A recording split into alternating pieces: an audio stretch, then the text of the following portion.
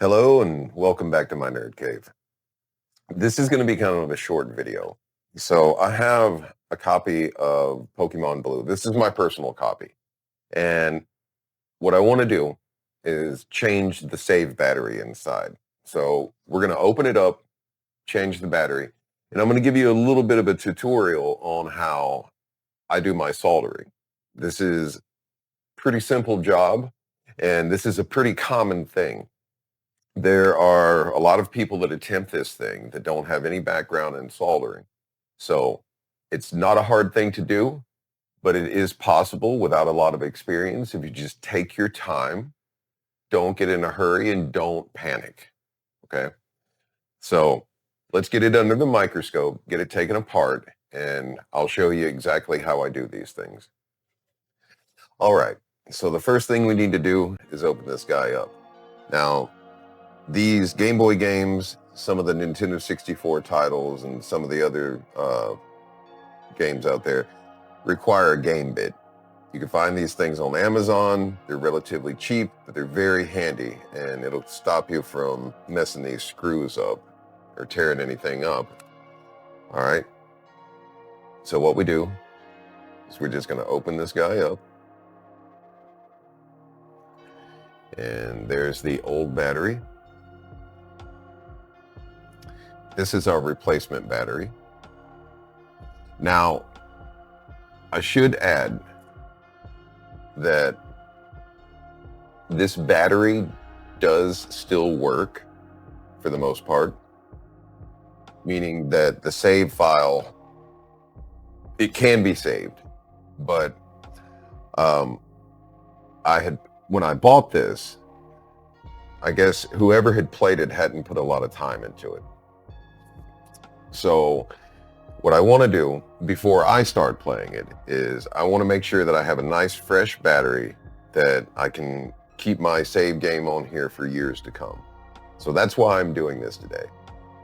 And what I'm going to do is I'm going to walk you through exactly how I go about taking these off and replacing them.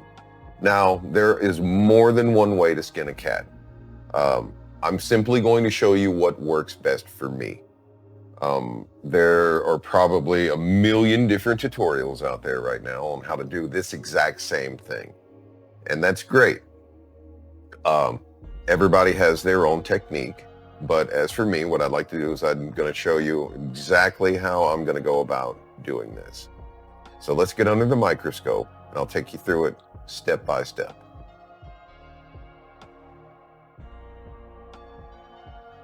Okay, here we are. Now, first thing I want to do is apply some flux, especially if you plan on desoldering, and that's what I like to do. And the reason I like to desolder and clean up all of the old is I don't like to add a lot of pressure to these old pads, so I would prefer to remove what I can. In the case of the old solder sticking too much, I would add some leaded solder, which is always a good idea because of the low melting point. Fresh solder will a lot of times help you remove a component. So before we wick, what we're going to do today is add a little bit of leaded solder. And I'm pretty sure as old as this is, it's probably already have leaded on it. But we're going to add just a little bit.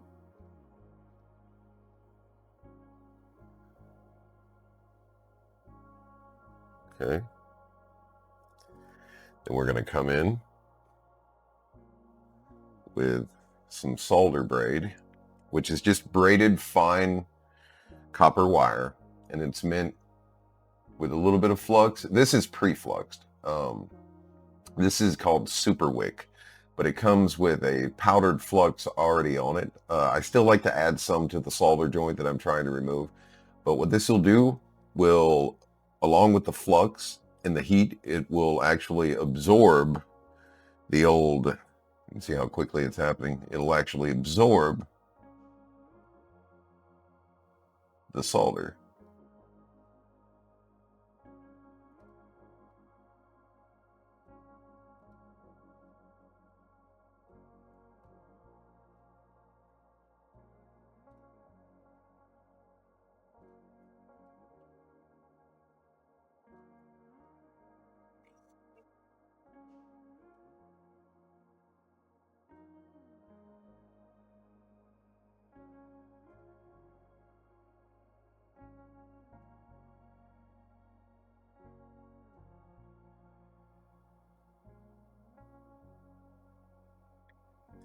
So now there's still going to be a little bit of solder underneath this, holding it. So we're going to add a little bit of heat from the iron. Let it sit for a moment.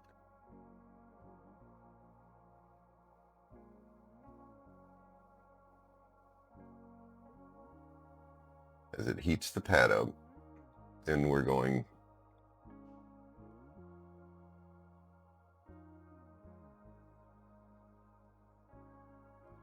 to gently lift as we heat the old solder underneath.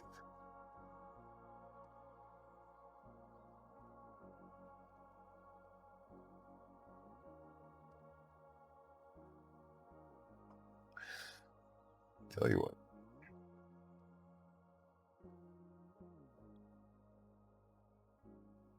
Let's go ahead and wick both sides.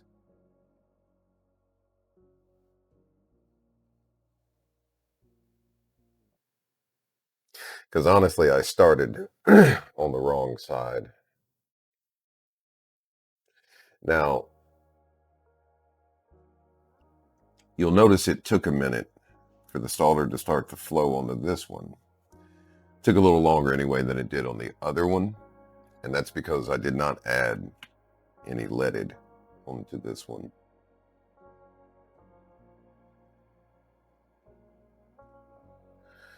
All right.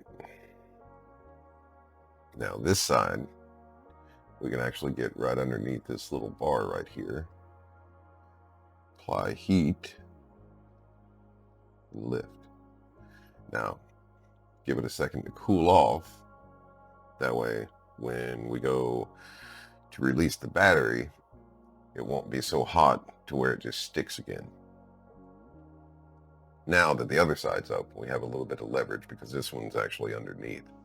So you can slide your tweezers under the battery a little. Don't apply any pressure right now. You're just holding. You're going to set your tip down, and you're going to let that pad begin to heat. And there it goes, just like that. Okay, that is the old battery removed.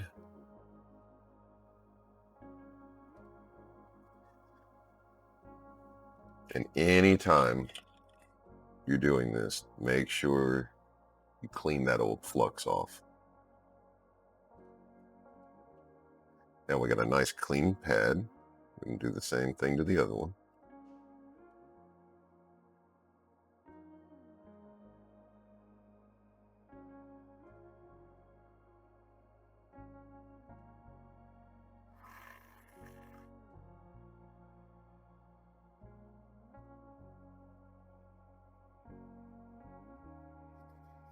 And now we can install the new battery.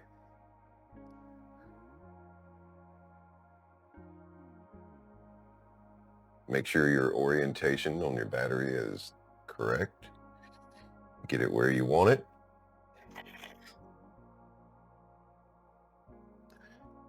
Place it where you feel happy. Happy like Bob Ross. And this is a little trick. A lot of people will tell you not to do this. They'll tell you to apply the tip and then use the solder. But when you have a loose component like this, a lot of times it helps just to add some solder to your tip. It doesn't have to be a lot, but make sure that your position is where you want it. And then you can just add a little bit of solder, enough to make it stick. We want to watch it. Make sure it solidifies.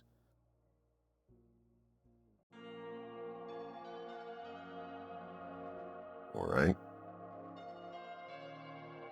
Flip it around. Now that the other side is tacked down, now we can add a little bit of flux.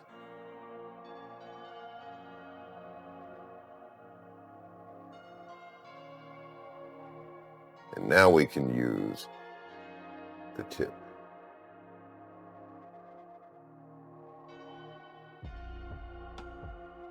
right, nice solid connection. We're going to move it. We're going to add a little bit more flux.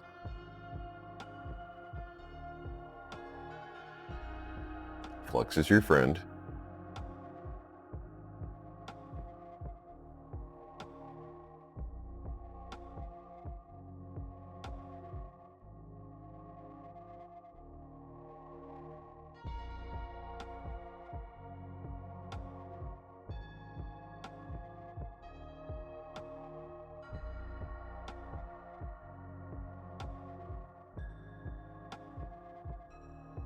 All right.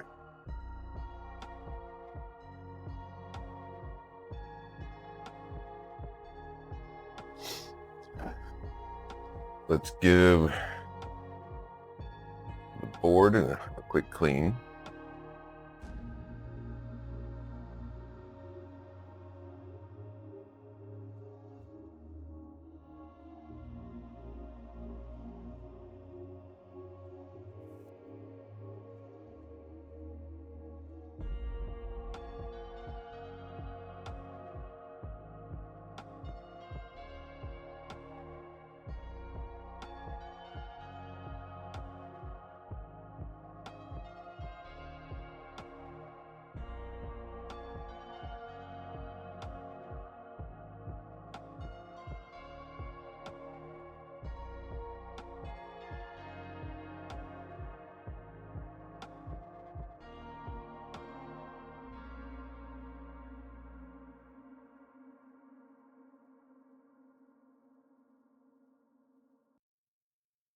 Nice.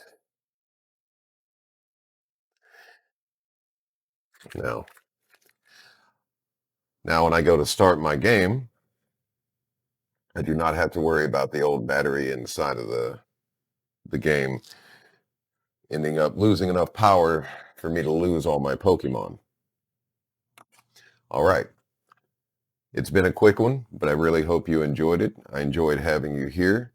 Hope to see you guys next time.